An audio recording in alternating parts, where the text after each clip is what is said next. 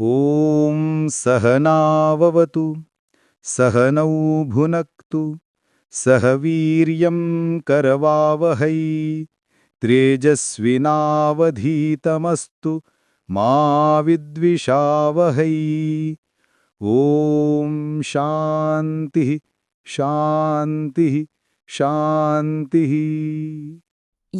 It's funny. Some of the world's greatest stories don't start with once upon a time.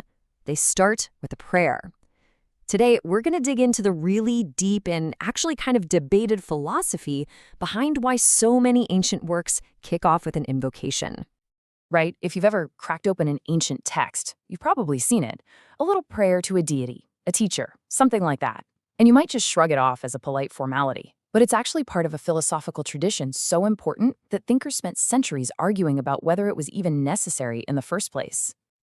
All right, first things first, let's really break down what this practice is all about. So, this practice has a name. It's called Mangala Charan. It's a Sanskrit term for a kind of blessing, a special verse you place right at the very beginning of a text. And its job is really twofold. First, to invite good fortune, or mangalam, and second, to clear away any obstacles that might get in the way of finishing the work. And this isn't just a one-and-done thing. It's more like a three-step mental and spiritual prep session. You start with an invocation, that's the prayer to a god or maybe a respected teacher. Then you ask for the removal of obstacles, clearing the path of anything that could go wrong. And all of that together is meant to create this atmosphere of auspiciousness, basically setting the stage for the project to succeed. So why even do it? Well, philosophers, especially from the Sankhya school, they laid out three main reasons.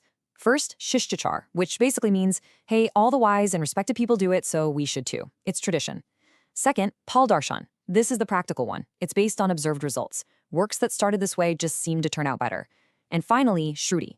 Its authority comes from the sacred scriptures themselves. Okay, part 2, a philosopher's debate. Now, as straightforward as all that sounds, this practice was not accepted without a fight. And honestly, this is where it gets really fun. So here's the logical wrench in the works. What happens when an author does the Mangala Charan perfectly, but the book never gets finished? And what about the opposite? What about a masterpiece that was completed just fine without any opening prayer? Is this thing really necessary for success? And you gotta love this. A perfect example is the Tarka Sangraha, a foundational text on logic. It actually begins its commentary by tackling this very debate. The author literally writes the opening prayer and then immediately questions if it was even necessary to begin with. It's this wonderfully self-aware kind of meta moment in philosophy. The main challengers, a group of really sharp thinkers known as the Nouveau Nyaya school. You can just think of them as the logicians. These were the folks who demanded hard proof for, well, everything. And their case against it was pretty simple, really. It was based on real-world evidence. They'd point to texts like the Caravali, which had a proper invocation but was never finished, and then they'd point to other famous works like the Kadambari, which had no invocation at all and was a huge success. So from their logical point of view, the cause and effect just wasn't there. But of course, the traditionalists, the ancient Nyaya school, they had a comeback. And they basically argued that the logicians were looking at the whole problem way too simplistically. Their rebuttal was really nuanced. First, they said, look, Mangala Charan isn't a magic spell. It's meant to fight off unseen kind of spiritual obstacles, not everyday worldly ones. A massive earthly problem, like a war or a famine or the author just dropping dead, could obviously still stop a project in its tracks.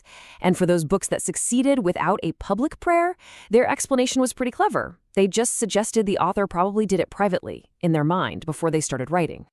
All right, part 3, the deeper meaning. Because this whole debate, it pushes us past the idea of a simple ritual and gets us to a much more profound way of looking at this whole thing. And this brings us to the big reveal, the idea that kind of resolves the whole argument. The real Mangala Charan isn't just one verse you say at the start. It's the continuous act of truthful and righteous conduct throughout the entire process. This concept is called Sativrechar. It completely reframes the practice. It's not just about a prayer anymore. It's about an ongoing ethical commitment. The idea is that blameless, righteous action is the true invocation. It's about the integrity of the whole journey, not just the piety of the first sentence. Okay, let's bring this down from the philosophical clouds for a second and see how this tradition actually looks in some of the most famous literature ever written. I mean, it doesn't get much more epic than the Mahabharata.